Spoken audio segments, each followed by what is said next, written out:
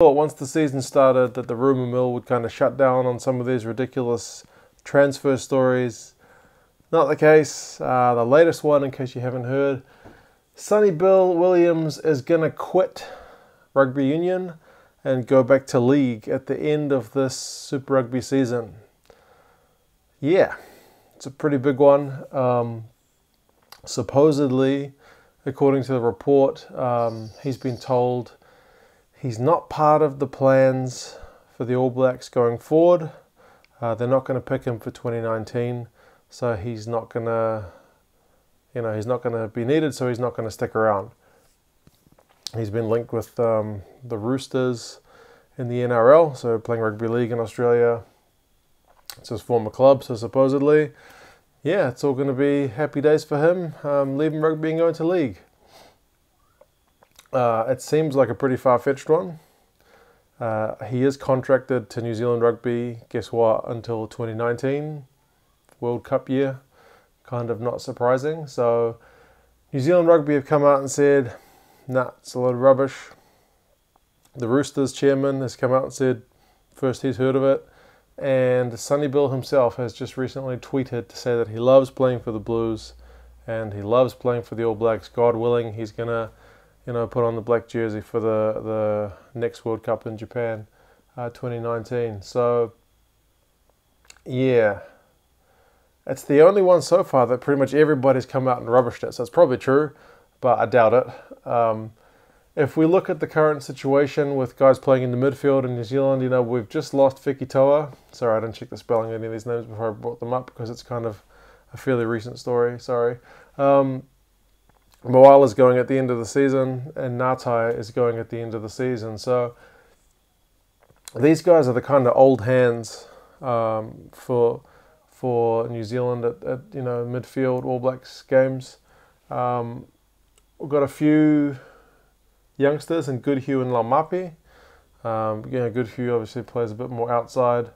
Laumapi kind of can play both. Crotty's another old hand. He's a guy that previously kind of got overshadowed by Sonny Bill. Anytime Sonny Bill was available, Crotty seemed to be on the outer. But I feel like he's taken a step up in the New Zealand selectors' eyes, so he's one of the kind of their key men.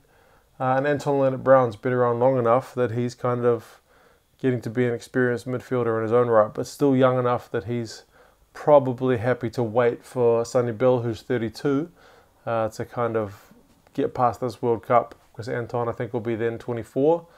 He's still got a chance to really make some of that, his own space. Crotty as well is 29, so who knows how long he'll keep going. Sonny Bill's 32 now, World Cup next year, it's the end of the year, so he'll be 34.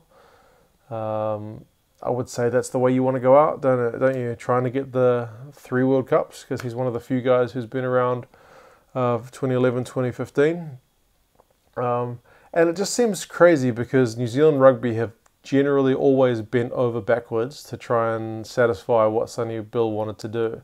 When he wanted to do boxing, fine. When he switched to league after 2011, they welcomed him back to rugby and pretty much guaranteed him a starting spot in the All Blacks, or at least a spot in the All Blacks. So it would seem really, really unusual for them to suddenly just show him the door, especially given the experience that's kind of been lost here. So it seems very unlikely. Can't see it happening, especially it's been denied by all 3. There had been talk of him kind of being past it before the British and Irish Lions came, but I mean, apart from his transgressions during that series, up until then he'd been kind of showing himself coming back into pretty good form. So yeah, I don't think this one is a goer. It seems to be more just media headline spinning, but yeah, we'll watch it with interest, but like I said, I don't think there'll be much more of it. So yeah, on a side note, more personal note, my wife has graciously allowed me to purchase a new Super Rugby jersey. It's a last season's jersey, so it's not entirely new. It's 2017 season.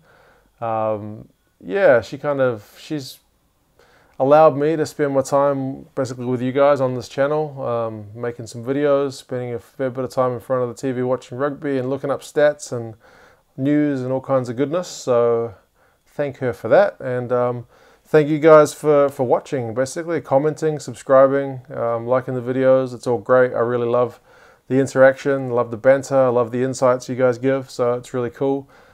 She basically said if I could get to 100 subscribers, then I could have a jersey. So cool, job done. By the time the jersey arrived, I'm almost at 200. So great, it's been a cool start for the channel.